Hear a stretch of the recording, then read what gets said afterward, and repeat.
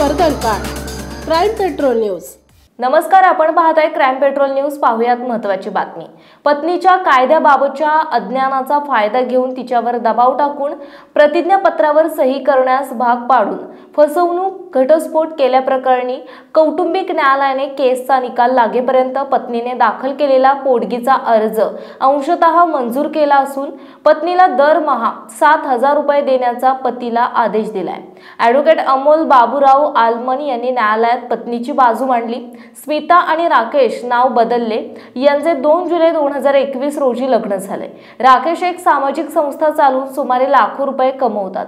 लग्न झाल्यानंतर राकेश हा त्याच्या तथाकथित मैत्रिणीच्या सांगण्यावरून स्मिताचा मानसिक छळ करू लागला।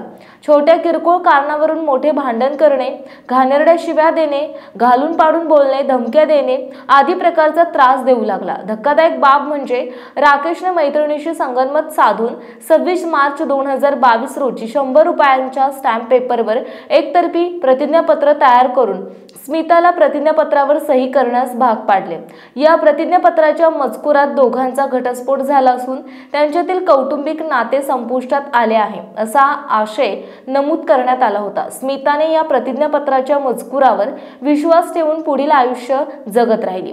ॲडव्होकेट अमोल बाबूराव आलमन यांनी कायद्याच्या दृष्टिकोनातून प्रतिज्ञापत्रास काहीही किंमत नाही। हिंदू, बौद्ध, जैन आणि शीख या धर्माचे पालन करणाऱ्या लोकांचा विवाह आणि घटस्फोट केवळ हिंदू विवाह कायदा 1955 च्या तरतुदीनुसारच होऊ शकतो ही बाब न्यायालयाच्या निदर्शनास आणून दिली। हा युक्तिवाद ग्राह्य धरून न्यायालयाने पत्नीला अंशतः पोटगी मंजूर केली आहे। आपल्या परिसरातील महत्त्वाच्या बातम्या पाहण्यासाठी आमच्या क्राईम पेट्रोल न्यूजच्या चॅनलला सबस्क्राइब करा आणि बेल आयकॉन प्रेस करा।